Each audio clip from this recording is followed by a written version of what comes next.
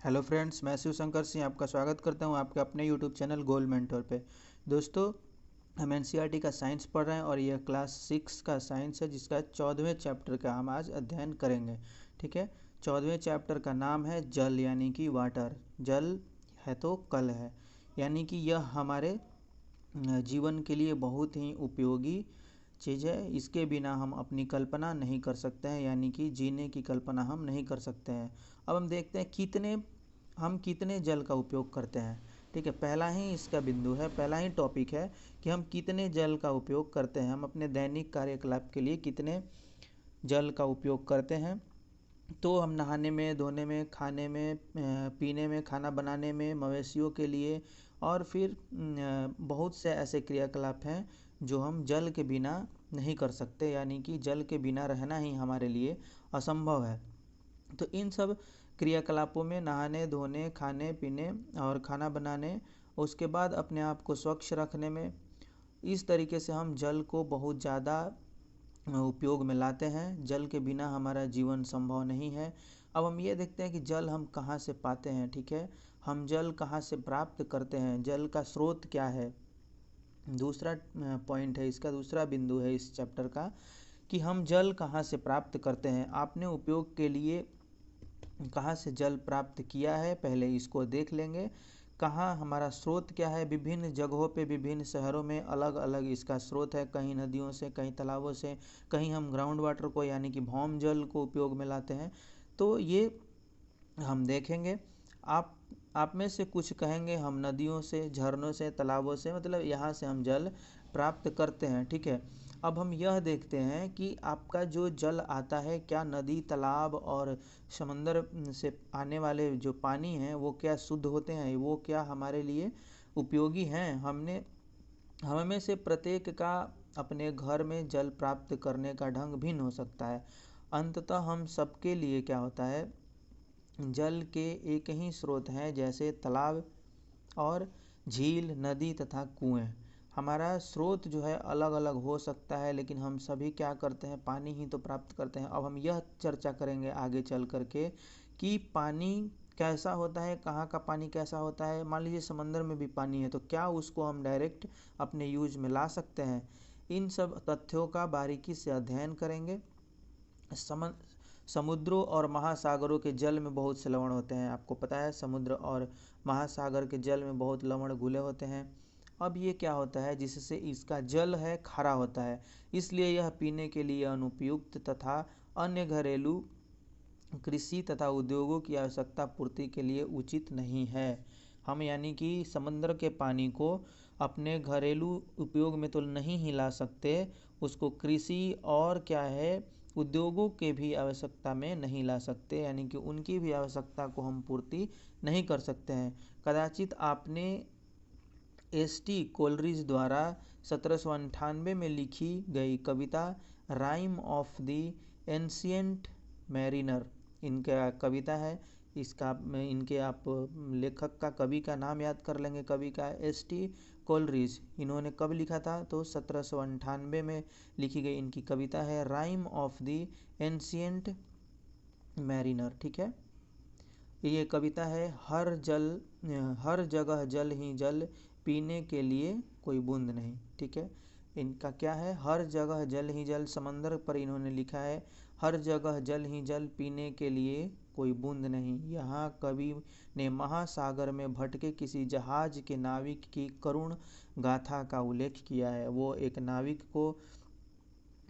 की करुण गाथा का वर्णन करते हैं। नाविक जो है वो समंदर में फंसा हुआ है, उसकी करुण गाथा को वो क्या करते हैं, वर्णन करते हैं अपने कविता के माध्यम से कि हर जगह जल ही जल है, लेकिन पीने के लिए उनको क्या है, एक बूंद भी उससे नसीब नहीं होने वाला, यानी कि उसके एक बूंद को भी वो नहीं पी सकते।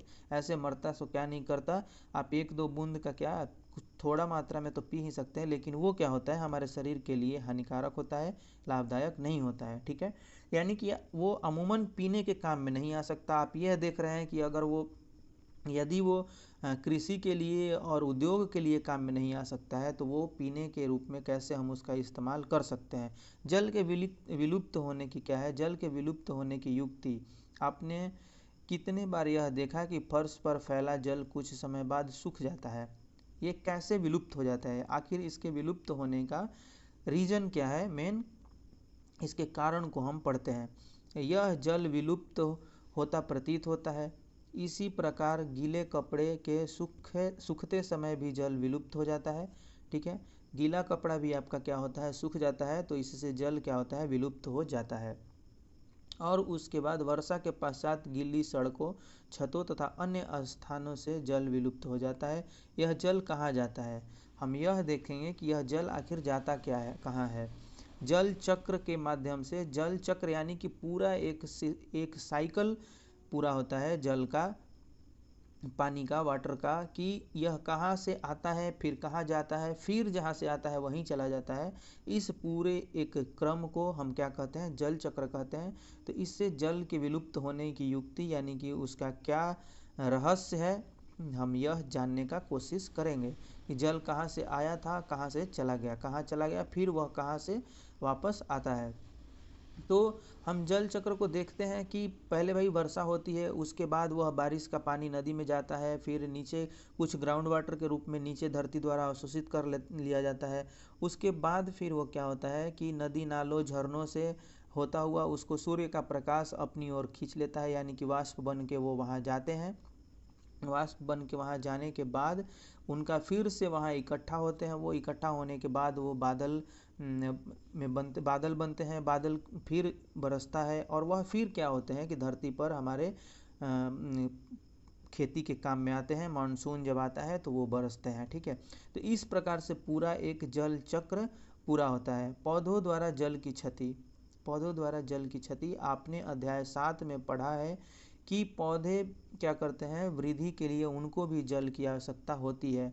पौधों को भी वृद्धि के लिए जल की आवश्यकता होती है, हमने अध्याय 7 में ये पढ़ लिया है। पौधे इस जल का क्या करते हैं? पौधे इस जल का कुछ मात्रा उपयोग में लाते हैं, कुछ से भोजन बनाते हैं, कुछ जो क्या होता है अपने लिए सुरक्षित करके रखते हैं ताकि बाद में अपने लिए वो जल बना सके। लेकिन ये क्या होता है, इनके द्वारा भी पत्तियों द्वारा क्या करते हैं? ये वाष्पोत्सर्जन करते हैं। ठीक है, पत्तियों द्वारा ये भी जल का, पानी का वाष्पोत्सर्जन करते हैं।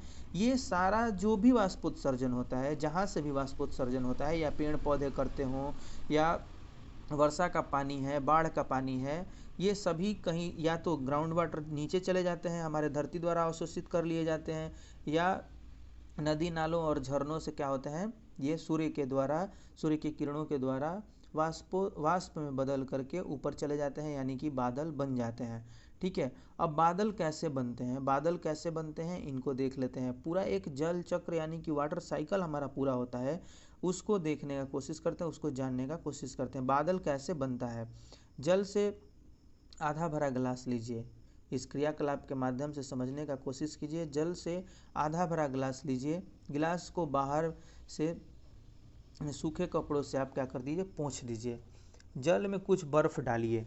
अब जल में कुछ बर्फ डालिए, बाहरी पृष्ठ में होने वाले परिवर्तन का प्रेक्षण कीजिए। बाहर जो इसके ग्लास के बाहर जो भी परिवर्तन हो रहा है उसका प्रेक्षण कीजिए। गिलास की बाहरी सतह पर जल की कुछ बूंदें कहाँ से आती हैं? आपने फ्रिज का भी पानी अगर ग्लास में रखा होगा तो देखा होगा कि यह जो है उसके ग्लास के चारों तरफ जल की कुछ बूंदें आ जाती हैं। बर्फ युक्त जल से भरे ग्लास की बाहरी सतह बाहर की हवा को ठंडा कर देती हैं। बाहर की हवा को क्या करती हैं? ये ठंडा कर देती हैं और जल वाष्प ग्लास की सतह पर संघनित हो जाता है। इस प्रकार से इस पर क्या होती हैं? जब भी हम पानी में बर्फ़ डालते हैं, बर्फ़ का टुकड़ा डालते हैं, तो ये क्या करते हैं? बाहर के हवा को ठंडा कर देते हैं और जल वाष्प की सतह पर संघनित हो जाता है। ठीक है, और जल वाष्प ग्लास की सतह पर संघनित हो जाता है। जब भी हम बर्फ़ को इसमें डालते हैं, ठंडा हो जाता है, यह बाहर के हवा को भी ठंडा कर देता है और जल वाष्प इस पर आकर के जमता है। जैसे जैसे हम पृथ्वी के पृष्ठ के ऊपर जाते हैं, ठीक है, जैसे जैसे हम पृथ्वी के पृष्ठ के ऊपर जाते हैं, ताप कम होता जाता है। यह पर्वतारोही जो भी हैं उनसे आप जब भी आप हिल स्टेशन पे जाते हैं तो वहाँ ठंड होती है, यानी कि जैसे जैसे आप ऊपर जाते हैं, पृथ्वी से ऊपर जाते हैं, वो क्या होता है, वहाँ का तापमान कम होता जाता है। जैसे जैसे वायु ऊपर उठती जाती है, जैसे जैसे वायु ऊपर उठती जाती है ठंडी होती जाती है। पर्याप्त ऊंचाई पर वायु इतनी ठंडी हो जाती है कि इसमें उपस्थित जल वाष्प संघनित होकर छोटी छोटी जल बूंदों, जिन्हें जल कणिका कहते हैं, में परिवर्तित हो जाती है। ठीक है, इस प्रकार ये क्या होते हैं, ऊपर जाने के बाद ठंडा होकर के ये संघनित हो जाते हैं और छोटी छोटी बूंदों में छोटी छोटी इनकी बूंदें बन जाती हैं, जो जल कणिका कहलाती हैं। कहते में परिवर्तित हो जाती है, जल कणिका कहते हैं में ये परिवर्तित हो जाती है, यानी जल कणिका बन जाती हैं। यही छोटी जल कणिकाएं क्या होती हैं, जो वायु में तैरती रहती हैं, हमें बादल के रूप में दिखाई देती हैं। ये जल कणिकाएं जो वायु में तैरती रहती हैं, हमें बादल के रूप में दिखाई देती हैं और वह फिर से यहाँ आकर के ज़मीन पर बरसती हैं। इनका पानी जो है वो नीचे ज़मीन पर आता है। इस प्रकार बनी हुई बहुत सी जल कणिकाएं आपस में मिलकर एक बड़े आमाप की जल की बूंद बनाती हैं। ठीक है, इस प्रकार की बहुत सारी जो जल कणिकाएं हैं आपस में मिलकर एक बड़े आमाप की जल की बूंद बनाती हैं। इन जल के बूंदों से क्या होता है, वर्षा होती है। इसमें से कुछ जल की बूंदें इतनी भारी हो जाती हैं कि वो नीचे की ओर गिरने लगती हैं। ये जल की बूंदें, जो जल कणिकाएं थीं, वो जमा होकर के एक बूंद के रूप में गिरती हैं और वो भारी हो जाती हैं कि वो नीचे गिरने लगती हैं। ठीक है, इन गिरती हुई बूंदों को ही हम वर्षा कहते हैं। विशेष परिस्थितियों में यह ओले या हिम के रूप में भी गिर सकते हैं। जब ज़्यादा ये भारी हो जाती हैं तो क्या है, वर्षा के रूप में नीचे आने लगती हैं, गिरने लगती हैं। और विशेष परिस्थिति में ओला और हिम यानी कि हिमपात होने लगता है, ओलावृष्टि होने लगती है। ठीक है, अब पुनः सागर की ओर कैसे जाते हैं, पुनः ये जो बारिश होता है, बारिश आप वर्षा के मौसम में बारिश होती है, जब भी ये बादल की बूंदें जो बादल के रूप में ऊपर पानी के रूप में संचित होती हैं, वो नीचे आती हैं, तो नीचे नदी हमारे घरों से होकर के नालों से होते हुए नदी में पहुंचती हैं। नदी के बाद फिर वो महासागरों की ओर चली जाती हैं। इस प्रकार से एक चक्र पूरा होता है। वर्षा का जल झीलों तालाबों को भर देता है। वर्षा के जल का कुछ भाग भूमि द्वारा सोख लिया जाता है। वर्षा का कुछ भाग क्या किया जाता है, वर्षा के जल का भूमि द्वारा सोख लिया जाता है। इस जल का कुछ भाग वाष्पन तथा वाष्पोत्सर्जन द्वारा ऊपर फिर से बादल के रूप में चला जाता है, बादल बन जाता है, आप वापस वायु में चला जाता है। शेष जल धीरे धीरे भूमि के नीचे रिसता रहता है। इस जल का अधिकांश भाग हमें भौम जल के रूप में उपलब्ध हो जाता है, जो आप कुआं या बोरवेल लगा करके नीचे या समरसेबल लगा करके पानी को पीने के लिए निकालते हैं, भौम जल को यानी ग्राउंड वाटर को। यह वर्षा की जल ही अंदर नीचे पृथ्वी सोख लेती है, नीचे अपने अवशोषित करके भंडारित करके हमारे लिए रखती है। कुओं का भरण भौम जल से ही होता है। कुआं देखे होंगे बारिश के मौसम में कि उससे ऊपर पानी आ जाता है, लेवल उसका जो है वो कुएं का ऊपर आ जाता है। तो यह क्या होता है कि बारिश के पानी से ही होता है, भौम जल से ही होता है। यह नीचे जब पृथ्वी में बहुत ज़्यादा पानी अगर इकट्ठा हो जाता है तो बारिश के मौसम में कुएं ऊपर आ जाते हैं, यानी कि ग्राउंड लेवल जो वाटर का जो लेवल है वो बढ़ जाता है। इसी प्रकार कुछ झीलों के जल का स्रोत भी भौम जल ही है। ठीक है, वर्षा का ग्राउंड वाटर ही है, झीलों का जो स्रोत है वो भौम जल ही होता है। हैंडपंप या नलकूप से खींचा गया जल भौम जल से ही आता है, यानी कि नीचे से ही ग्राउंड वाटर से ही हम लोग इनको निकालते हैं, ग्राउंड का नीचे का ज़मीन का पानी ही निकालते हैं। इस प्रकार से आप जो भी अंडरलाइन सेक्शन है उसका स्क्रीनशॉट लेकर के आप एक अलग से अपना नोट्स ज़रूर बना लेंगे और देखेंगे, आपको बहुत फ़ायदा होगा। बहुत यह सारा 6 क्लास से 10th क्लास तक का जितना भी स्टडी मटेरियल आप तैयार करेंगे खुद का बनाया हुआ, वो आपके लिए बहुत यूज़फुल होगा।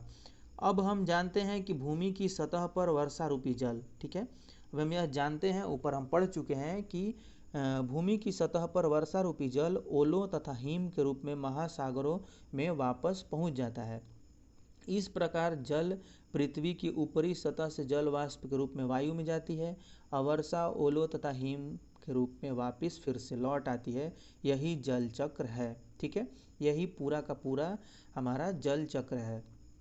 जिसके माध्यम से ये पूरा का पूरा सिस्टम पूरा हम जो देख रहे हैं ये पहले बारिश के रूप में आती है, बादल से बरस रहे हैं बारिश, फिर यहाँ पहाड़ों से होते हुए हमारे घरों से होते हुए यह क्या होती है कि नदियों में आती है, नदियों से फिर तालाबों में, फिर नीचे भूमि में भी नीचे चली जाती है। कुछ इसका भाग जो है नीचे भूमि सोख लेता है, भूमि सोख लेती है, नीचे हमारी पृथ्वी सोख लेती है हमारे लिए। और उसके बाद जो कुछ जो नदी नालों से होते हुए फिर से क्या करते हैं ऊपर चले जाते हैं, यानी कि बादल बनते हैं ये जा कर के, और फिर यहाँ हमारे लिए बादल पानी नीचे देता है, ज़मीन को देता है। इस तरह से पूरा एक जल का चक्र जो है वो पूरा होता है। ठीक है, पूरा ये जल का चक्र है और अंत में वापस महासागर में लौट आता है। जल के इस प्रकार चक्रण करने को हम जल चक्र कहते हैं। पहले पृथ्वी पर जो भी समंदर वगैरह हैं, सागर हैं, महासागर हैं या नदी हैं, नाले हैं, फिर वर्षा का पानी है जो छत पे इकट्ठा होता है, जो नदी नालों और गलियों में इकट्ठा होता है, उसको सूर्य के प्रकाश से ऊपर चले जाते हैं, वो वाष्पित होकर के फिर नीचे आते हैं बादल, वहाँ बादल बनते हैं और फिर पानी के रूप में बारिश के रूप में फिर से हमारी पृथ्वी पर आते हैं। इस पूरा चक्र को हम क्या कहते हैं, जल चक्र कहते हैं। यदि भारी वर्षा हो तो क्या होगा, कोई भी कार्य जब बहुत ज़्यादा होने लगे, आवश्यकता से ज़्यादा होने लगे, तो वो हमारे लिए क्या होता है, हानिकारक ही होता है। यदि भारी बारिश हो तो क्या होगा, भारी बारिश हो तो इस तरह का दृश्य आपको देखने को मिल सकता है, यानी कि घरों में पानी लग जाएगा, कार और जो भी आपके मोटर वाहन, यानी कि हमारा जो जनजीवन है वो अस्त व्यस्त हो जाएगा। पशुओं के लिए दिक्कत होगा, उनके चारागाह के लिए दिक्कत होगा, और फिर क्या होगा, उनको आवास के लिए भी दिक्कत होगी। यानी कि यहाँ तक कि बाढ़ के मौसम में इंसान के लिए भी आवास की दिक्कत होने लगती है। ठीक है, जो नदी के किनारे या जो बाढ़ के चपेट में जो गांव आते हैं उनकी स्थिति बहुत भयावह हो जाती है। ये सभी अधिक वर्षा होने के कारण ही संभव है। तो अधिक वर्षा भी हमारे जीवन के लिए उपयोगी नहीं है, यानी कि ये हमारे लिए खतरनाक साबित हो सकता है। देख रहे हैं आप कि किसी बाढ़ग्रस्त क्षेत्र का दृश्य, इससे आप समझ सकते हैं कि क्या स्थिति हमारे आसपास हो जाएगी यदि ये अधिक वर्षा हो जाए। तो लोग पेड़ों पे शरण लिए हुए हैं, वाकई ऐसा होता है। केवल एक पिक्चर के माध्यम से, तस्वीर के माध्यम से आपको ये ऐसे ही नहीं दिखाया गया है, वास्तव में बाढ़ग्रस्त क्षेत्रों में ऐसा होता है। लोग अपने छतों पर कई कई दिन तक, पेड़ों पर कई कई दिन तक रेस्क्यू की आस में वहाँ बैठे रह जाते हैं, और उनके पशु और जो भी घर में सामान पड़े होते हैं वो सारे नदी में बह जाते हैं, और बहुत ज़्यादा जान माल की क्षति होती है। तो बहुत ज़्यादा बारिश भी हमारे लिए नुकसानदेह है। यदि काफ़ी समय तक वर्षा न हो तो क्या होगा, यदि काफ़ी समय तक वर्षा न हो तो भी दिक्कत हो सकती है, दिक्कत हो जाएगी। यानी कि अति जो है सर्वत्र वर्जित, मतलब जो भी ज़्यादा है, बहुत ज़्यादा है, कुछ भी आप अति होने लगेगा तो वो आपके लिए कष्टदायक हो जाएगा। ये हर जगह वर्जित होता है। अति किसी भी काम में नहीं होना चाहिए। बहुत ज़्यादा वर्षा हो उसमें भी दिक्कत है, और कम वर्षा हो, यदि काफ़ी कम वर्षा हो तो भी दिक्कत है। लोग इधर उधर पानी के लिए, हमारा ग्राउंड वाटर का जो लेवल है, भौम जल का स्तर जो है वो बहुत नीचे चला जाएगा। सारे जो कुएं हैं वो सूख जाएंगे, और जो बोरवेल या हैंड पंप हैं उनसे भी पानी नहीं आएगा। यानी कि हमारे जीवन में पानी की किल्लत आ जाएगी, जिसका भयंकर प्रभाव देखने को मिल सकता है। फसल भी नहीं होगा, फसल नहीं होने के बाद भूख से लोग मरने लगेंगे, अकाल पड़ने लगेगा। अब अगला नेक्स्ट टॉपिक देखते हैं, हम जल को कैसे संरक्षित कर सकते हैं। हम जल को कैसे संरक्षित कर सकते हैं, इस पर विचार करने योग्य है, यह विचार करने योग्य मामला है। पृथ्वी पर उपलब्ध जल का केवल छोटा सा भाग ही पौधों, जंतुओं तथा मनुष्यों के प्रयोग के लिए उपयुक्त होता है। ठीक है, अधिकांश भाग सागर के रूप में है, अधिकांश जल का जो भाग है वो सागर के रूप में है, जिनका हम इस्तेमाल नहीं कर सकते हैं। और क्या होता है, आप जब जल को संरक्षित नहीं करेंगे, जल को आप रीयूजेबल नहीं बनाएंगे, यानी कि जो आप नहाने धोने के इस्तेमाल में कर रहे हैं, कपड़ा धोने के लिए इस्तेमाल में कर रहे हैं, पानी को नहाने के इस्तेमाल में कर रहे हैं, अगर उनको आप संरक्षित करके पौधों और फूल पत्तियों को या अन्य कामों में नहीं लाएंगे तो क्या होगा, आपके लिए दिक्कत हो सकती है। यानी कि जो हमारा पानी है वो व्यर्थ खर्च होगा। इस प्रकार से हम पानी को बचा सकते हैं। नल की टोटी को, जो नल होता है जिससे पानी आता है, उसको ढंग से बंद करके रखेंगे। इस प्रकार छोटी छोटी जो चीज़ें हैं उनसे आप पानी को बचा सकते हैं। और पानी को संरक्षित कैसे करके रख सकते हैं, नीचे टंकी बना करके अपने घरों में, उसमें वर्षा का पानी जो है उसको संरक्षित करके रख सकते हैं। वर्षा जल के संग्रहण, वर्षा जल को संग्रहित कैसे करेंगे, इसमें नेक्स्ट टॉपिक में हम देखते हैं। ठीक है, वर्षा का जल कैसे संग्रह करके रखा जा सकता है, वर्षा के जल के संग्रहण कैसे होगा। वर्षा के जल को एकत्र करना और उसका भंडारण करके बाद में प्रयोग करना जल की उपलब्धता में वृद्धि करने का एक उपाय है। ठीक है, बारिश का जो पानी होता है बहुत ज़्यादा व्यर्थ हो जाता है, सागरों में चला जाता है। फिर क्या होता है कि कंक्रीट की अभी गली और पूरा सड़क बन गया है, तो वहाँ नीचे ग्राउंड में पानी उस समय तो जाता नहीं है। उसके बाद क्या होता है कि ये इसमें मल मूत्र से होता हुआ, नालों से होता हुआ यह पूरा पानी जो क्या होता है कि गंदे पानी में तब्दील हो जाता है और यह नदियों और नालों में ऐसे ही बेकार में चला जाता है। वर्षा जल का संग्रहण, वर्षा जल संग्रहण का मूल मंत्र आपका क्या है, यह है कि जल जहाँ गिरे वहीं एकत्र कीजिए। ठीक है, वर्षा जल के संग्रहण का मूल मंत्र क्या है, जल जहाँ गिर रहा है, यानी जहाँ वर्षा हो रही है, आपके घर में वर्षा हो रही है, आपके छत पे वर्षा हो रही है, तो आप अपने घर में ही उस पानी को इकट्ठा कर लें। उसको क्या कहते हैं, जल संग्रहण का यह अच्छा तरीका है और यह एक मूल मंत्र है। ठीक है, तो जहाँ पानी गिर रहा है वहीं उसको छत पर इकट्ठा कर लीजिए। इस तरह से आप वर्षा के जल को संग्रहित कर सकते हैं, उनका संग्रहण कर सकते हैं।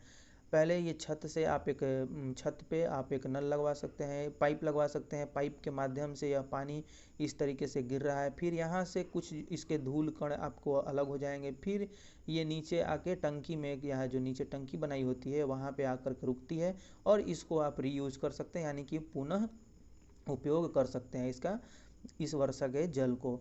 तो इस प्रकार हम बहुत सारे चीज़ों को इस अध्याय में पढ़ चुके हैं। जल कहाँ से आता है, कैसे इसका पूरा चक्र पूरा होता है, फिर जल को कैसे रीयूजेबल आप बना सकते हैं, इसका संग्रहण कैसे कर सकते हैं। तो इस प्रकार हम पूरा इस अध्याय में पढ़ चुके हैं पानी के बारे में। अब इसका सारांश देख लेते हैं। सारांश देखने के बाद हम इस चैप्टर को ख़त्म कर देंगे। जल क्या है, जल जीवन के लिए आवश्यक है। वायु में वाष्पन और वाष्पोत्सर्जन से जल वाष्प मिलती रहती है। ठीक है, वायु में वाष्पन और वाष्पोत्सर्जन से जल वाष्प मिलती रहती है। जल वाष्प वायु में संघनित होकर छोटी छोटी जल की बूंदें बनाती हैं जो बादल जैसे दिखाई देते हैं। ठीक है, ये संघनित होकर के छोटी छोटी बूंदें बनाती हैं और बादल जैसी दिखाई देती हैं। बहुत सी छोटी छोटी जल की बूंदें परस्पर मिलकर वर्षा, हिम अथवा ओले के रूप में गिरती हैं, धरती पर आती हैं। फिर वर्षा, ओले तथा हिम नदियों, झीलों, तालाबों, कुओं तथा मिट्टी में जल की पुनः पूर्ति होती है। क्या होती है, जल की पुनः पूर्ति हो जाती है। और महासागरों तथा जलीय भागों के बीच जल के चक्रण को जल चक्र कहते हैं। महासागर फिर जलीय भाग का जो भी पूरा बीच का जो चक्र होता है वह पूरा एक जल चक्र कहलाता है, वो पूरा चक्रण जल चक्र कहलाता है। अत्यधिक वर्षा से बाढ़ आती है, जबकि लंबे समय तक वर्षा न हो तो सूखा पड़ सकता है। ठीक है, पृथ्वी पर उपयोग करने योग्य जल की मात्रा सीमित है। ठीक है, इसलिए इसका उपयोग जो होना चाहिए वो विवेक पूर्वक होना चाहिए। इसका पूरा उपयोग हमें एक विवेकपूर्ण तरीके से करना चाहिए। तो इस अध्याय में इतना ही। आप मेरे साथ अंत तक बने रहे। आपका बहुत बहुत धन्यवाद।